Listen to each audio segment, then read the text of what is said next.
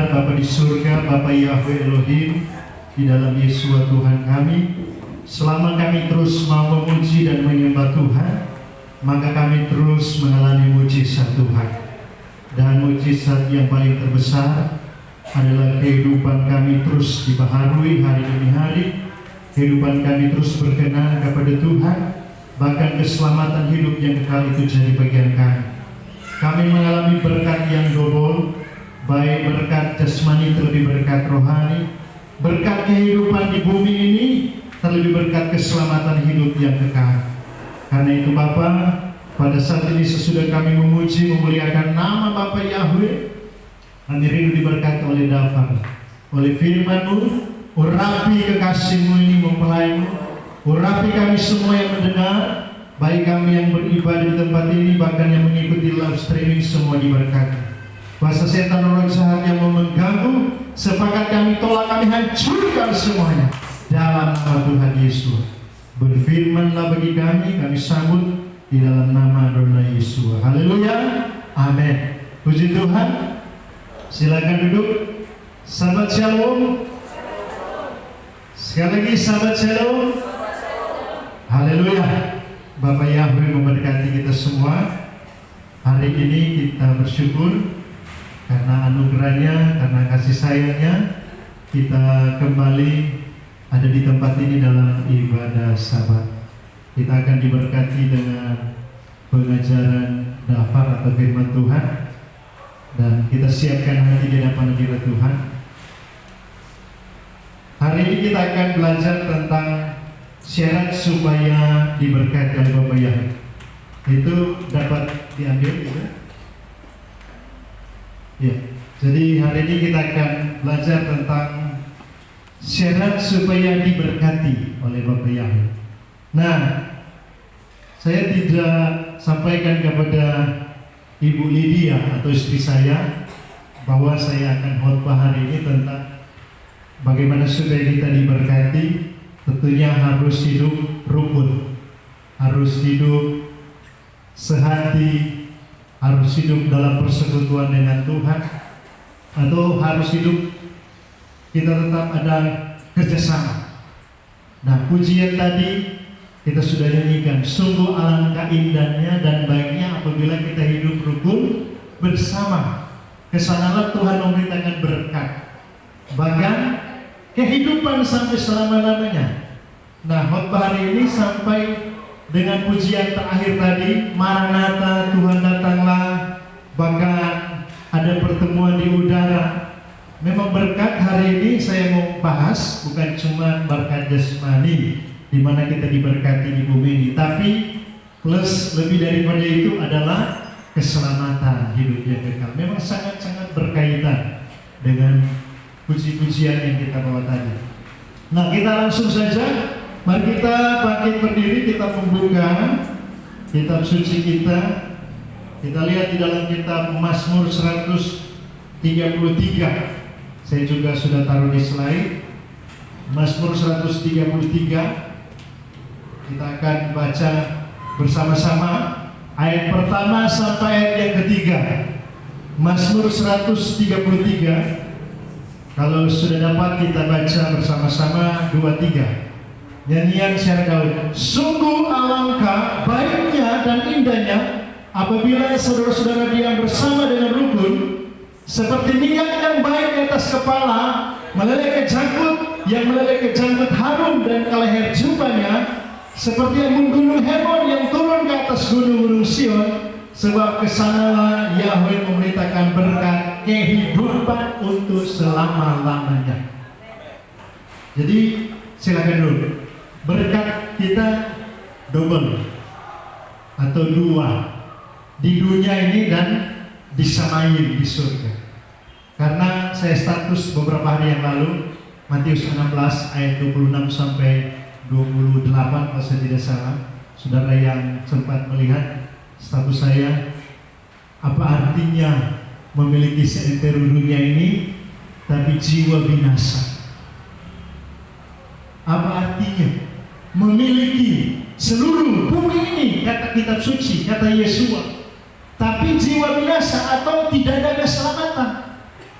Nah, hari ini kita diajarkan Tuhan supaya mengalami kehidupan di bumi ini, karena itu memang adalah janjinya.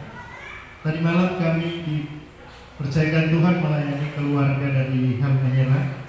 Ada keluarga dekat dengan istri saya karena satu marga, satu farm dengan istri saya dalam pergumulan sakit.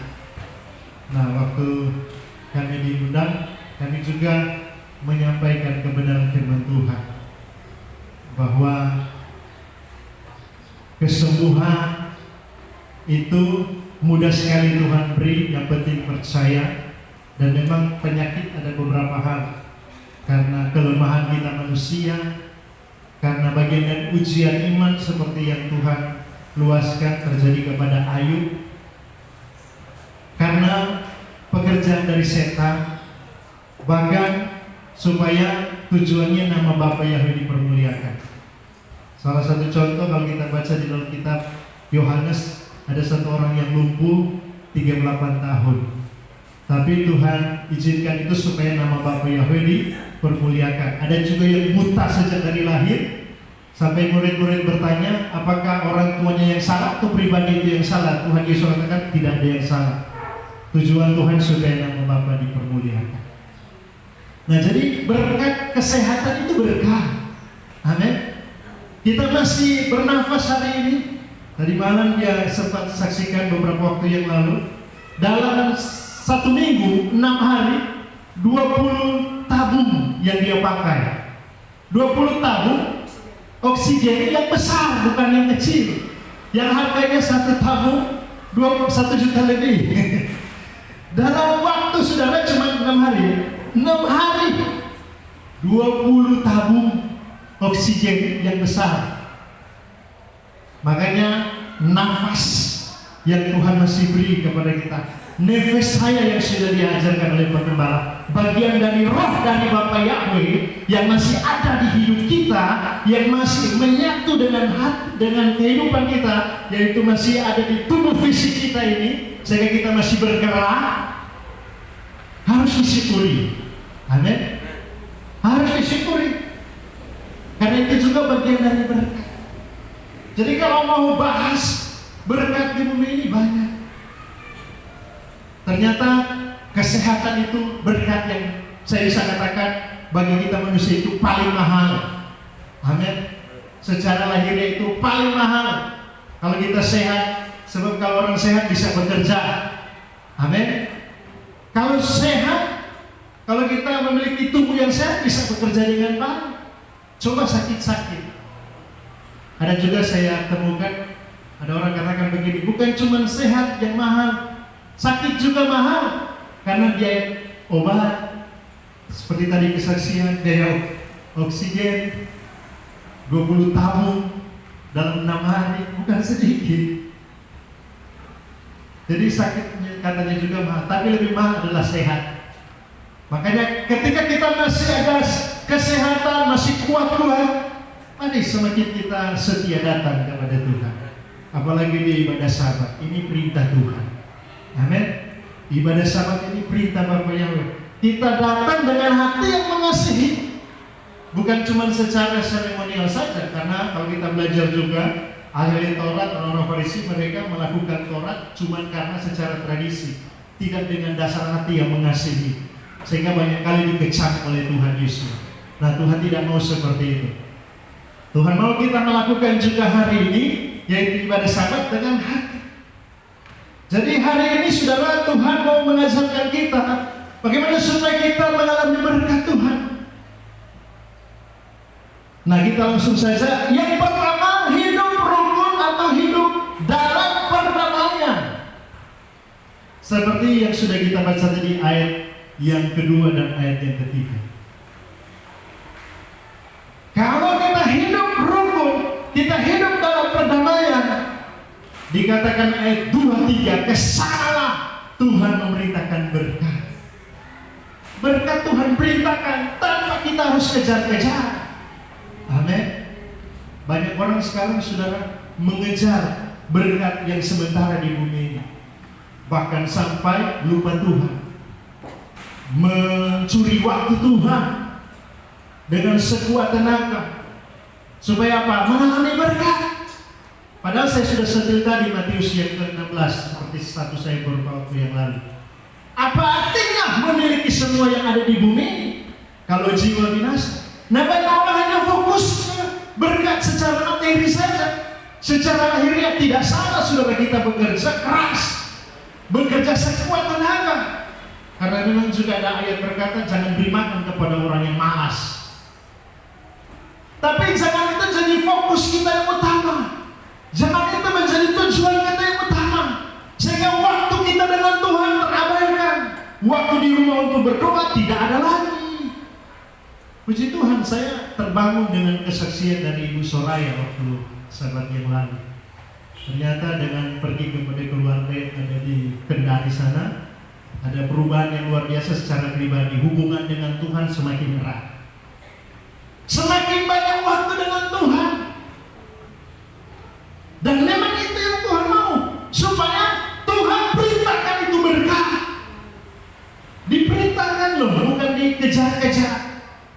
Ada kaitannya juga dengan Matius 6, sudah jadi ayat hafalan.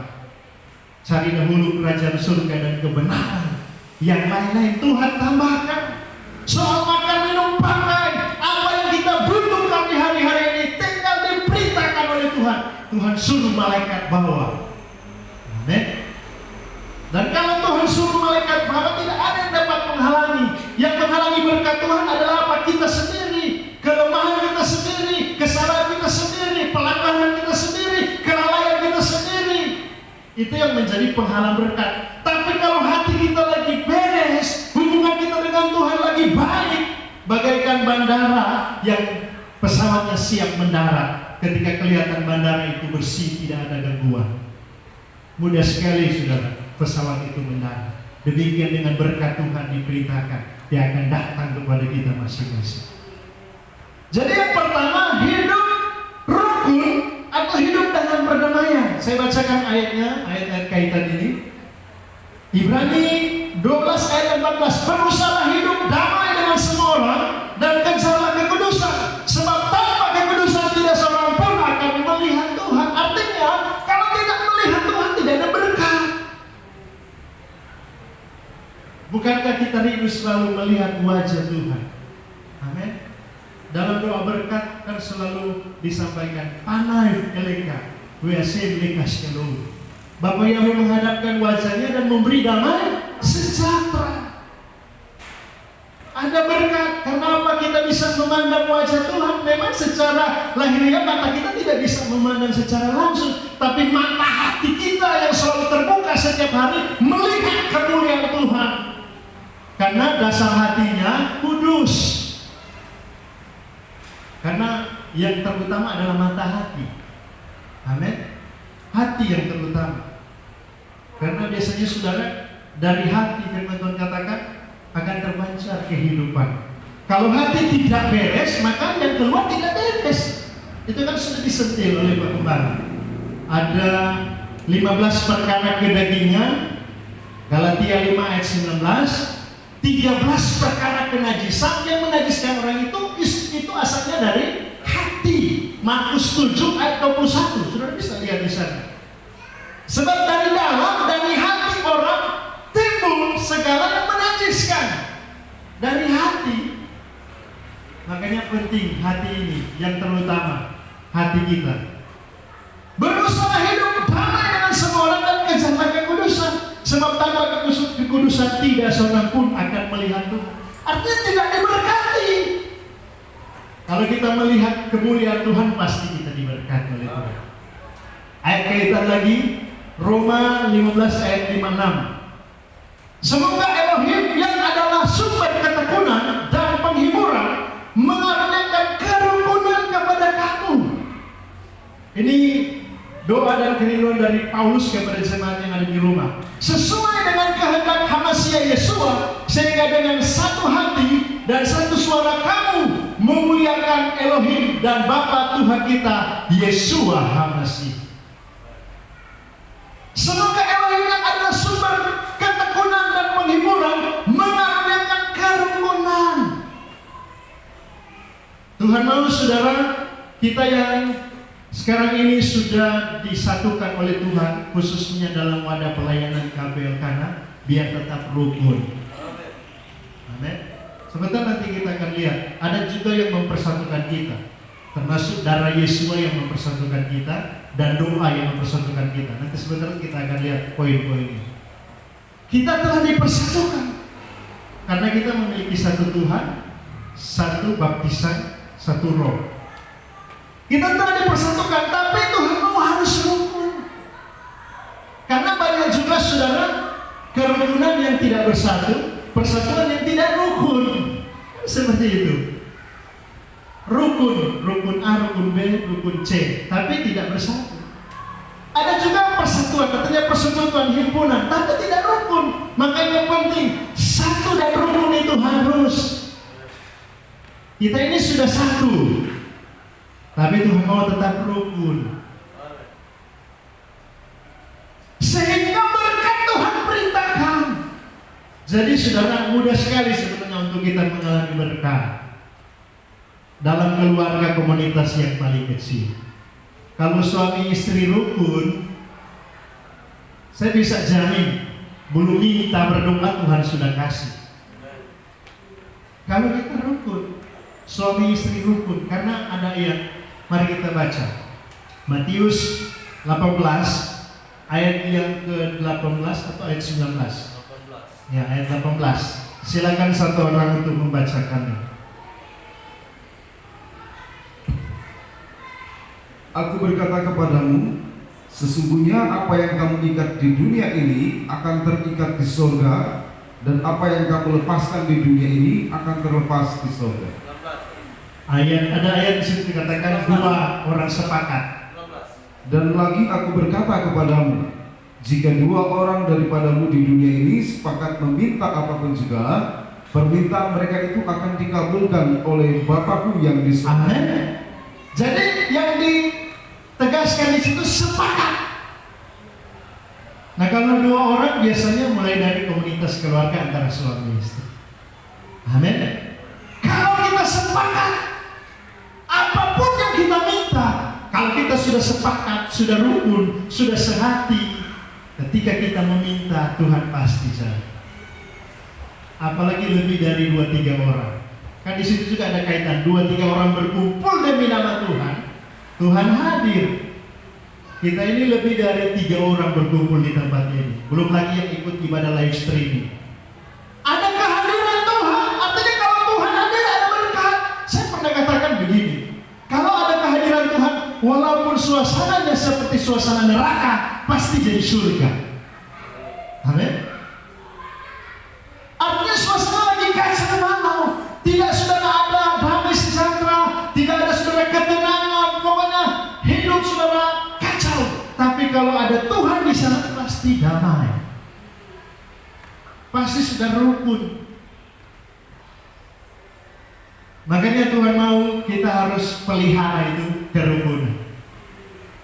Tadi dalam pembacaan, saudara-saudara hidup rukun. Saudara, kita saudara di dalam Yesus. Terus lagi, Mazmur 37 ayat 37. Perhatikanlah orang yang tulus dan lihatlah kepada orang yang jujur, sebab pada orang yang suka damai akan ada masa depan. Orang yang suka damai, orang yang suka kerukunan, orang yang suka hidup bersama dengan Tuhan, ada masa depan. Mazmur 34 ayat yang ke-14.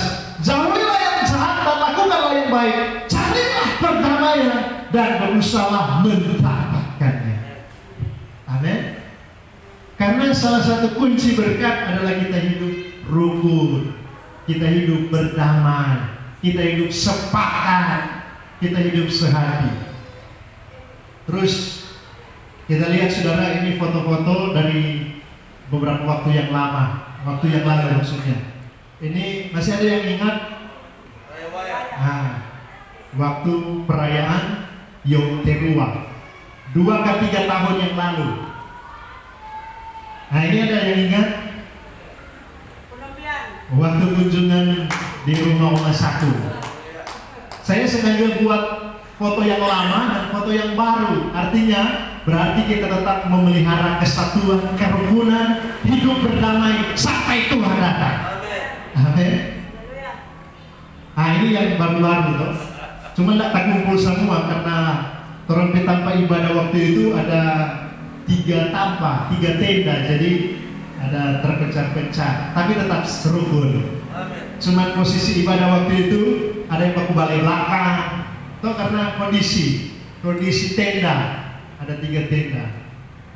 Nah ini Sukotkah? Ya Sukot kalau saya tidak salah. Sukot beberapa tahun yang lalu. Awal-awal kita ada di tempat ini. Nah ini juga saudara. Dari mempelai sampai jemaat sampai tim altar tetap harus jaga kerukunan. Hidup berdamai. Karena dengan hal-hal seperti ini, syarat seperti ini yang kita lakukan, maka saudara berkat Tuhan beritakan. Amin. Kelihatan jelas ini ketika bergambar. Nah yang 2 sekarang.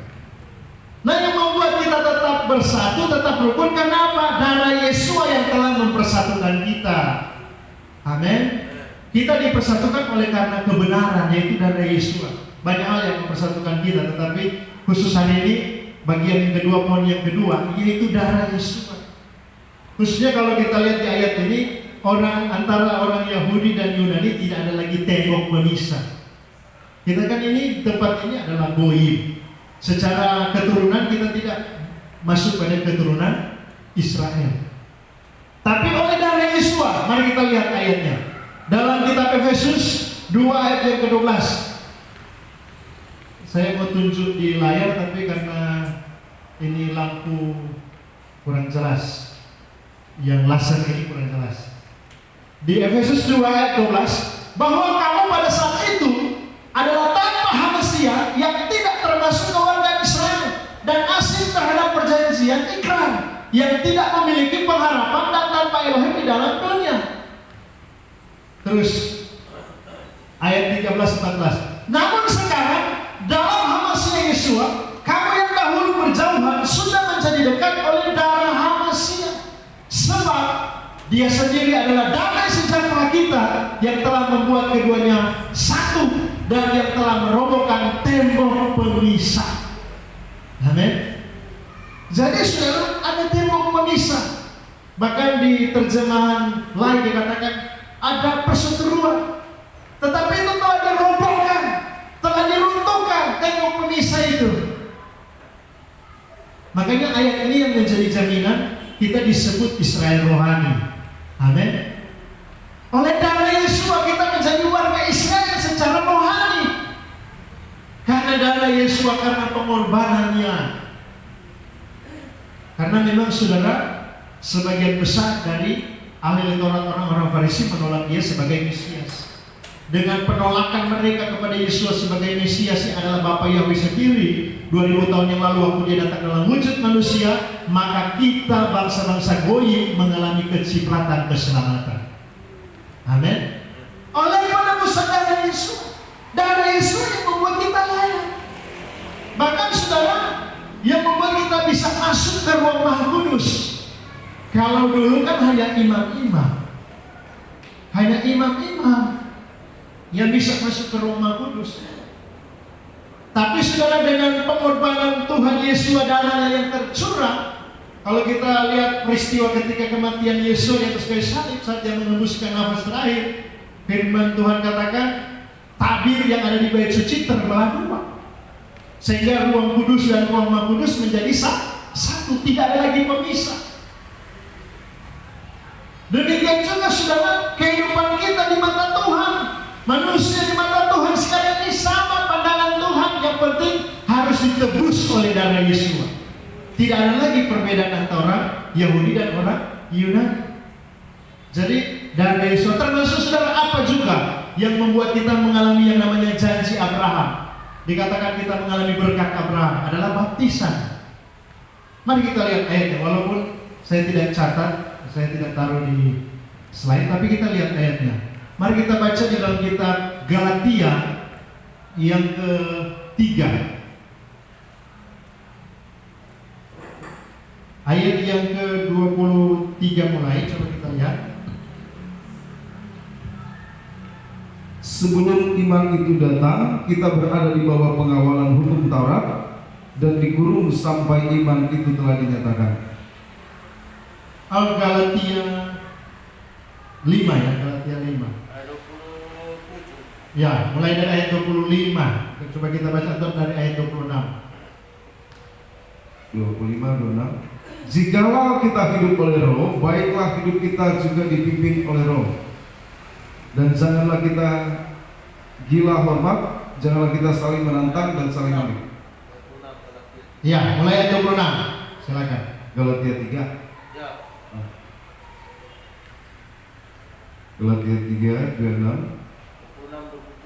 Ya, Sebab kamu semua adalah anak-anak Elohim, iya anak-anak Elohim, karena iman di dalam Yeshua HaMasyiah. karena iman di dalam Yesua. Terus Karena kamu semua yang dibaptis dalam HaMasyiah yang dibaptis di dalam Yesua HaMasyiah telah mengenakan HaMasyiah. telah mengenakan HaMasyiah. Terus Dalam hal ini tidak ada orang Yahudi atau dalam orang hal Yunani, ini tidak lagi orang Yahudi atau Yunani. Terus tidak ada hamba atau orang merdeka, hamba atau orang merdeka, tidak ada laki-laki atau perempuan, tidak ada laki-laki atau perempuan. karena kamu semua adalah satu di dalam HaMasyiah Yeshua. Terus Dan jikalau kamu adalah milik HaMasyiah, iya, maka kamu juga adalah keturunan Abraham, maka kita juga adalah keturunan Abraham kalau kita dibaptis di dalam Yesua, kalau kita ditebus oleh darah Yesua, kita ini warga Israel.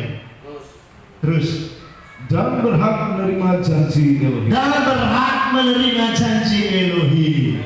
Kalau Tuhan pernah berjanji kepada Abraham, barang siapa mengutuk engkau akan kena kutuk, siapa memberkati engkau akan diberkati. Apakah itu pun berlaku kepada kita? Berlaku, saudara. Makanya di antara sesama anak-anak Bapak Yahweh jangan sampai ada saling mengutuk. Amin. Kalaupun saudara ada orang-orang yang belum mengerti kebenaran firman Tuhan, mereka mencibir kita, mengungkapkan kata-kata yang tidak memberkati, ya kita berdoa saja supaya mereka ditolong oleh Tuhan. Amin.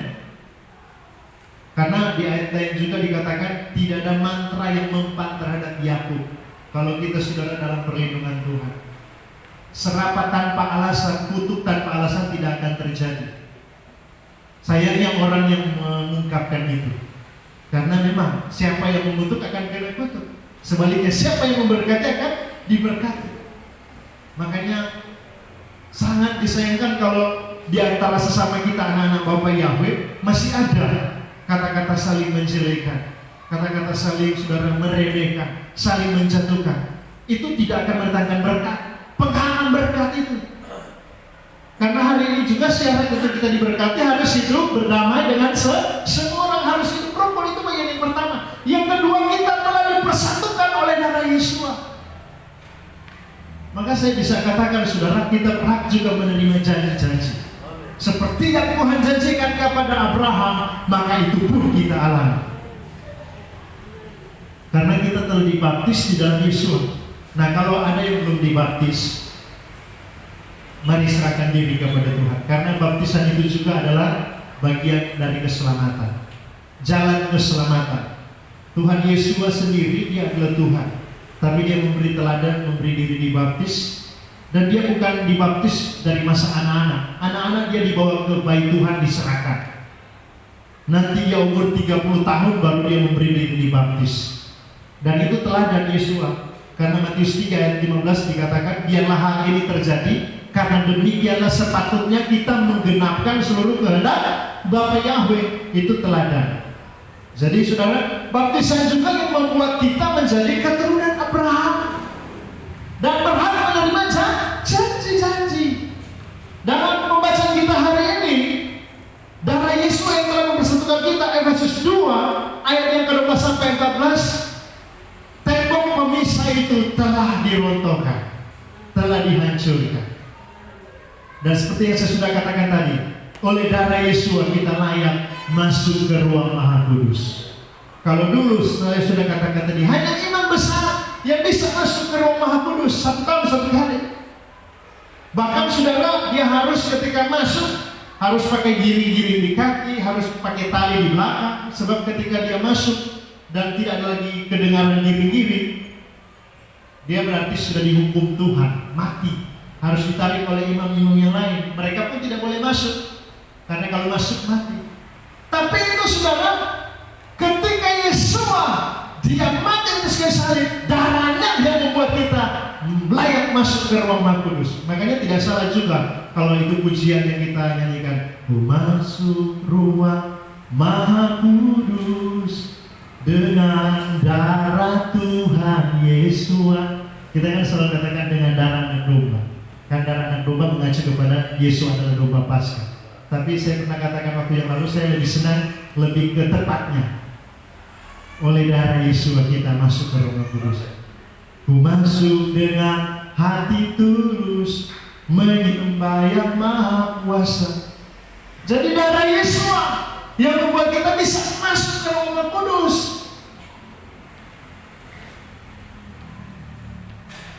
Dan juga oleh baptisan tadi yang membuat tidak ada perbedaan laki-laki dan perempuan, orang Yahudi dan Yunani, hamba dan orang merdeka, tidak ada perbedaan. Ya, terus kita lihat bagian yang ketiga, bagaimana supaya berkat Tuhan kita alami. Tuhan memerintahkan berkat, baik berkat di bumi ini, bahkan kelanjutannya itu berkat kehidupan yang kekal. Yang ketiga, hidup di dalam kasih. Kolose 3 ayat 14-15. Dan di atas semuanya itu kenakanlah kasih sebagai pengikat yang mempersatukan dan yang menyempurnakan. Jadi tetap hidup di dalam kasih, karena kasih yang mengikat dan yang menyempurnakan. Kasih Bapa Yahweh yang mengikat kita, membuat kita rukun, membuat kita damai, membuat kita tetap bersatu. Amin. Kasihnya, kasih Bapa Yahweh. Hendaklah damai sejahtera Hamasya memerintah dalam hatimu, karena untuk itulah kamu telah dipanggil menjadi satu tubuh, dan bersyukurlah. Filipi 2 ayat 1-2, firman Tuhan. Jadi karena dalam Hamasya ada nasihat, ada penghiburan kasih, ada persekutuan roh, ada kasih mesra dan belas kasihan. Karena itu sempurnakanlah sukacitaku dengan ini. Hendaklah kamu sehati sepikir, dalam satu kasih, satu jiwa, dan satu tujuan. Kita kan satu dikatakan di sini. Di dalam Hamasya ada nasihat, ada penghiburan kasih, ada persekutuan roh, ada kasih mesra, ada belas kasihan. Nah, Paulus punya kerinduan kepada jemaat di Filipi supaya dia memiliki sukacita yang sempurna baik secara pribadi bahkan bersama dengan jemaat, yaitu tentang apa? Satu kasih. Sempurnakanlah sukacitaku dengan ini, hendaklah kamu sehati sepikir, dalam satu kasih, satu jiwa, satu tujuan. Terus masih ada ayat lagi, ayat 3-5, dengan tidak mencari kepentingan sendiri atau puji-pujian yang sia-sia. Sebaliknya hendaklah dengan rendah hati, yang seorang menganggap yang lain lebih utama daripada dirinya sendiri. Dan janganlah tiap-tiap orang hanya memperhatikan kepentingannya sendiri, tetapi kepentingan orang lain juga. Hendaklah kamu dalam hidupmu bersama menaruh pikiran dan perasaan yang terdapat juga dalam Hamasya Yesus. Ini hanya mampu dilakukan orang yang punya kasih Bapa Yahweh. Bayangkan dituntut Tuhan apa? Memperhatikan kepentingan orang lain juga. Tidak menganggap diri lebih utama daripada yang lain.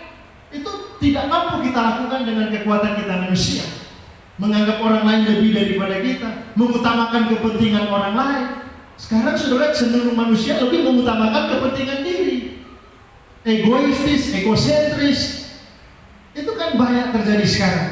Tapi sudah orang yang punya kasih, dia akan terus mengutamakan kepentingan orang lain juga. Amin. Dia tidak akan mementingkan diri sendiri seperti di sini, dengan tidak mencari kepentingan sendiri atau puji-pujian yang sia-sia. Sebaliknya hendaklah dengan rendah hati, yang seorang menganggap yang lain lebih utama daripada dirinya sendiri. Ini luar biasa kalau kita bisa miliki.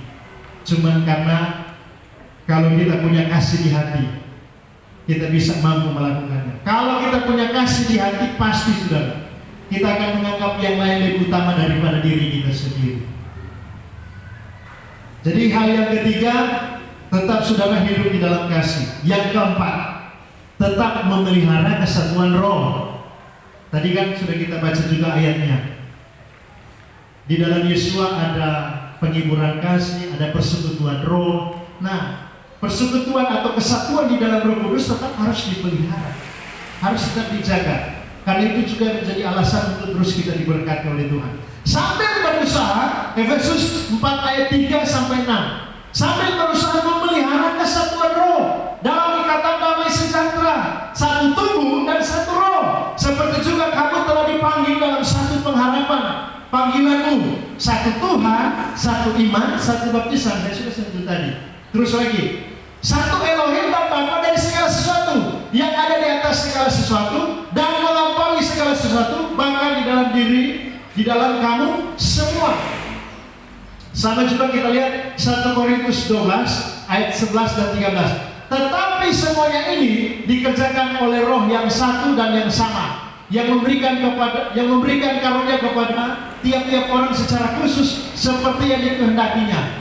Sebab dalam satu roh kita semua, baik orang Yahudi maupun orang Yunani, baik muda maupun orang merdeka, telah dibaptis menjadi satu tubuh, dan kita semua diberi minum dari satu roh. Makanya tetap pelihara kesatuan. Amin. Karunia boleh berbeda-beda, tapi saudara ingat, karunia itu diberikan oleh satu roh, yaitu Roh Kudus. Kalau kita mundur sebelum ayat yang ke-11 dalam 1 Korintus 12 kan, mulai ayat yang ke-6 sampai yang ke-10 menjelaskan tentang karunia Roh Kudus. Roh yang sama memberikan hikmat, memberikan pengetahuan, memberikan iman, memberikan karunia mujizat, memberikan karunia bahasa roh, menafsir bahasa roh, karunia nubuat. Semua itu sudah dikerjakan oleh roh yang sama, tapi dengan karunia yang berbeda. Bahkan kalau kita maju terus dalam 1 Korintus 12 ayat 13 sampai seterusnya, banyak anggota tetapi satu tubuh. Kita ini tubuh Yesua Mesih, satu di dalam Yesua Mesih. Walaupun saudara seperti tubuh manusia, ada tangan, ada kaki, ada kepala, tapi saudara semua satu. Kalau yang tangan sakit, semua rasa sakit. Itu yang dinamakan kesatuan roh. Makanya penting hari ini bagian yang keempat, tetap memelihara kesatuan roh. Bersyukur saudara kita telah dipersatukan di dalam satu pelayanan pekerjaan Roh Kudus. Dalam pelayanan tadi juga sudah kita baca ayatnya, kita bisa satu Tuhan, yaitu Bapa Yahweh, satu di dalam Yesua. Karena Yesua, Bapa Yahweh, Roh Kudus itu satu. Amin. Bukan tiga pribadi, satu. Sudah banyak kali juga ditekankan oleh Pak Gembala. Karena sekarang kan ada yang dui tunggal, ada entitas pengajaran Bapa Yahweh, only Yahweh, only Yesua. Sekarang begitu.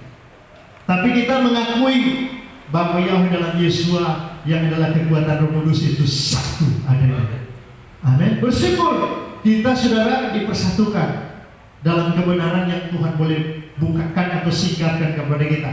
Nah, hari ini bagian yang keempat, Tuhan mau tetap pelihara kesatuan roh. Nah, yang kelima saudara, doa juga yang mempersatukan kita. Tadi bagian ketiga tadi ya, bagian kedua darah Yesua telah mempersatukan kita, dan yang kelima saudara doa seperti doa Yesua. Mari kita lihat di dalam Yohanes 17 ayat 20, saya bacakan. Dan bukan untuk mereka ini saja aku berdoa, tetapi juga untuk orang-orang yang percaya kepadaku oleh pemberitaan mereka. Artinya Yesus berdoa bukan hanya murid-murid, tapi orang-orang juga yang percaya lewat pemberitaan murid-murid. Jadi Tuhan Yesus berdoa tidak hanya untuk murid-muridnya supaya jadi satu dengan Yesua, karena Yesua satu dengan Bapa Yahweh, tapi dia berdoa supaya orang-orang yang telah percaya lewat pemberitaan para murid, para rasul juga tetap satu, termasuk kita yang ada saat ini. Amin. Baik kita para mempelai yang dipercayakan Tuhan sebagai pemberita, dan kita yang mendengar berita kebenaran, Tuhan mau kita tetap satu. Dan doa itu juga saudara mempersatukan kita. Doa mempersatukan kita gereja, mempersatukan kita kehilangan. Karena ini teladan juga dari Yesus, yaitu dia berdoa. Yohanes 17 ayat 21, supaya mereka semua menjadi satu, sama seperti engkau ya Bapa di dalam aku dan aku di dalam engkau, agar mereka juga di dalam kita, supaya dunia percaya bahwa engkaulah yang telah mengutus aku. Nah, artinya saudara, dari doa Yesus ini untuk mengajarkan kita, mengingatkan kita, Tuhan mau kita tetap satu. Amin. Makanya penting kita harus tetap ada doa. Doa saudara yang membuat kita tetap bersatu. Doa yang membuat kita tetap rukun. Doa yang membuat kita tetap kuat. Untuk apa? Setia sampai Tuhan datang kali kedua. 1 Tesalonika 3 ayat yang ke-10. Siang malam kami berdoa sungguh-sungguh supaya kita semua bertemu muka dengan muka dan menambahkan apa yang masih kurang pada imanmu. Ini doa dari Rasul Paulus untuk jemaat Tesalonika. Filipi 1 ayat 6. Dan aku berdoa agar persekutuanmu di dalam iman turut mengerjakan pengetahuan akan yang baik di antara kita untuk Hamasi. Jadi doa itu juga penting untuk tetap menjaga kerukunan, menjaga saudara kebersamaan atau kesatuan kita di dalam Tuhan. Karena doa juga yang mempersatukan kita. Seperti doa Yesua, doa rasul-rasul. Nah, doa kita juga. Makanya kalau di pelayanan kita ada program doa, itu memang bagian dari pengajaran firman. Ada doa malam, ada doa puasa. Ini mungkin sudah berulang kali kami sampaikan. Tetapi karena memang ada kaitan, doa juga yang mempersatukan kita. Amin. Jadi syarat supaya kita mengalami berkat, yang pertama saudara, hidup rukun, hidup dalam perdamaian. Yang kedua saudara, hidup di dalam kasih. Dan kita memang harus dipersatukan oleh darah Yesus. Yang keempat, kita tetap harus memelihara kesatuan roh. Bahkan saudara, kita tetap harus berdoa supaya kesatuan itu tetap terpelihara. Makanya saya memberikan kesimpulan begini. Dengan kita tetap rukun, hidup dalam kasih, memelihara kesatuan roh karena telah dipersatukan di dalam darah Yesus Masiah, dan tetap saling mendoakan, sudah pasti kita diberkati oleh Bapa Yahweh. Amin. Khusus kita akan lihat di Mazmur 133 ayat 23, ada 3 berkat yang menjadi bagian kita. Yang pertama, berkat minyak atau pengurapan. Mazmur 20 ayat 7, mari kita baca. Jadi kita sudah masuk pada kesimpulan, tapi kita akan lihat 3 berkat yang Tuhan janjikan sesuai dengan dasar ayat yang kita baca tadi, Mazmur 133. Mazmur 20 ayat 7, silakan saudara baca. Sekarang aku tahu bahwa Yahweh memberi kemenangan kepada orang yang diurapinya dan menjawabnya dari surganya yang kudus dengan kemenangan yang hilang gemilang oleh tangan kanannya. Amin. Orang yang diurapi oleh Tuhan diberi kemenangan yang hilang gemilang oleh tangan kanannya Tuhan. Bukankah di tangan kiri kekayaan dan kehormatan, di tangan kanan umur panjang. Artinya keselamatan, berkat pengurapan. Raja Daud ketika diurapi Tuhan lewat Samuel, dalam 1 Samuel yang ke-16 ayat 13 atau sebaliknya 13-16, dikatakan mulai hari itu berkuasalah roh Yahweh atas kehidupan Daud, sehingga dia menjadi raja yang sukses, raja yang diberkati Tuhan. Walaupun masa-masa dia memimpin masa peperangan, tapi dia mengalami kemenangan yang luar biasa. Sebelum dia memerintah secara langsung, dikejar-kejar oleh mertuanya yaitu Saul, tapi dia tetap dipelihara oleh Tuhan. Karena apa? Diurapi. Amin. Orang yang diurapi oleh Tuhan, di ayat lain dikatakan jangan musik. Jangan musik orang yang diurapi, karena saudara akan mengalami sesuatu yang membahayakan, mengusik biji mata Tuhan, mengusik orang yang diurapi. Saul sendiri saudara, karena dia mengusik Raja Daud, mengejar Daud, akhirnya dia sendiri saudara, saya bisa katakan mati tidak terhormat, bunuh diri, kalah dalam peperangan dan bunuh diri. Karena apa saudara? Mengejar orang yang diurapi, mengusik orang yang diurapi. Nah, ini juga warning bagi kita. Amin. Warning bagi kita. Karena orang yang diurapi itu ada kuasa.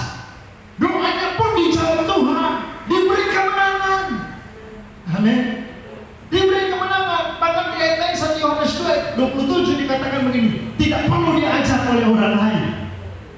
Kalau kita diurapi, artinya kalau kita hidup dalam pimpinan Roh Kudus, kita belajar kitab suci Kejadian sampai Wahyu, pengajaran ini sudah mengajar kita, tidak perlu pengajaran dari lain, maksudnya begitu. Amin. Tidak perlu pengajaran dari lain. Jangan salah tafsir juga ayat itu dalam 1 Yohanes 2 ayat 27. Kalau sudah diurapi tidak perlu diajar oleh orang lain, berarti tidak perlu dengar khotbah pelayan lain. Kalau saya diurapi, saya belajar firman, tidak perlu saya dengar khotbah dari Pak Gembala. Bukan begitu maksudnya. Pengajaran lain yang dimaksudkan. Amin. Tidak perlu dengar pengajaran yang bukan dari Tuhan, yang hanya saudara membuat kita tersesat. Kalau diurapi, itu berkat yang pertama, minyak. Jadi berkat minyak atau pengurapan. Yang kedua, berkat embun atau kelimpahan. Amin. Berkat embun atau kelimpahan. Nanti saudara, saya akan tunjukkan sedikit sebentar tentang profil dari Gunung Hermon. Yang ketiga adalah berkat keselamatan hidup yang kekal. Ini yang sudah dinyanyikan tadi. Ada pertemuan di udara. Bukan nanti kita bertemu atau mudah-mudahan, tapi pasti kita bertemu di udara. Amin. Jadi berkat kehidupan di bumi ini dan kehidupan kekal. Berkat keselamatan hidup yang kekal. Coba kita lihat saudara. Mazmur 133 ayat 23. Seperti minyak yang baik atas kepala, yang meleleh ke janggut Harun, yang meleleh ke leher jubahnya. Seperti embun gunung Hermon yang turun ke atas perbukitan Sion. Karena kesanalah Yahweh membentangkan berkat kehidupan sampai selama-lamanya. Data penting tentang gunung Hermon. Bahasa Ibrani Hermon, tempat suci, sebuah gunung di pegunungan batas Libanon, tingginya 2.814 meter. Dan inilah gunung tertinggi di daerah dekat Palestina. Orang Sidon menyebutnya Sirion dan orang Amori menyebutnya Senir. Boleh baca ayatnya, Ulangan 3 ayat yang ke-9, karena memang ada data ayat. Coba kita lihat, Ulangan 3 ayat 9. Orang Sidon menyebut Hermon itu Sirion, dan orang Amori menyebutnya Senir. Ya, terus Segala kota di dataran tinggi, seluruh Gilead dan seluruh Basan sampai Salka dan Edrei. Sampai di sana saja. Penduduk asli Kanaan melihat Hermon sebagai tempat suci. Hermon merupakan batas wilayah utara daerah yang direbut Israel dari orang Amori. Nah, mundur di ayat yang ke-8 kalau kita baca tadi Ulangan 3 ayat 9. Puncaknya umumnya ditutupi salju sepanjang tahun, menyebabkan adanya embun yang melimpah. Jadi saudara, puncak dari Gunung Hermon itu embun dia sepanjang tahun tetap ada.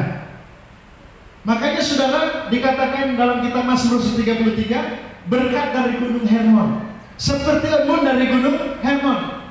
Dan saudara, kalau kita lihat ternyata itu juga menjadi sumber air Sungai Yordan untuk puncak Gunung Hermon atau embun dari Gunung Hermon. Bapak Yahweh berkati. Jadi berkat dari Bapak Yahweh, gunung itu selalu mengacu kepada Tuhan.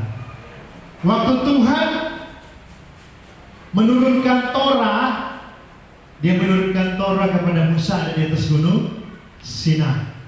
Waktu Tuhan mau berbicara dengan Musa di atas gunung Sinai. Waktu Tuhan berbicara lewat Daud dalam Mazmur 15 dan kitab Mazmur 24 dikatakan begini, siapakah yang boleh naik ke gunung Tuhan, ke rumah Elohim? Orang yang bersih tangannya dan murni hatinya. Jadi gunung selalu berbicara tentang kekuatan dari Tuhan, berbicara tentang hadirat Tuhan. Bisa juga berbicara tentang Samayim, berkat dari Samayim. Artinya berkat dari Bapa Yahweh itu diperintahkan kepada kita. Amin. Yang penting 5 hal hari ini Tuhan pesankan. Kita harus hidup rukun damai dengan semua orang. Kita tetap hidup di dalam kasih, karena setelah dipersatukan oleh darah Yesus juga harus dibaptis dan tetap memelihara kesatuan roh. Maka Tuhan sendiri memerintahkan berkat. Ada 3 berkat. Berkat pengurapan, berkat saudara embun atau kelimpahan, dan berkat kehidupan Jadi bukan cuma di bumi ini, tapi kehidupan kekal. Itu jadi bagian kita. Bapak Yahweh memberkati kita semua. Kita bersyukur. Terima kasih Tuhan, hari ini kembali kami diingatkan Tuhan, bagaimana supaya kami tetap diberkati oleh Tuhan. Tuhan telah memberi pelajaran bagi kami hari ini sesuai dengan pembacaan firman Tuhan Mazmur 133. Tuhan mau supaya kami tetap hidup rukun, tetap sehati di dalam Tuhan, tetap hidup di dalam kasih, tetap memelihara kesatuan roh. Bahkan karena kami telah dipersatukan oleh darah Yesus, oleh baptisan, sehingga berkat Tuhan terus mengalir bagi kami. Tuhan selalu ada alasan, Bapak Yahweh selalu ada alasan untuk memberitakan berkat tanpa harus kami kejar. Berkat itu yang akan mengejar kehidupan kami, baik berkat jasmani, berkat sukacita, kesehatan, berkat di bumi ini, terlebih berkat keselamatan hidup yang kekal. Menteraikan firman-Mu, kami mau menyembah Bapa dalam roh dan kebenaran. Berkati penyembahan kami dalam nama Tuhan Yesus. Haleluya. Amin.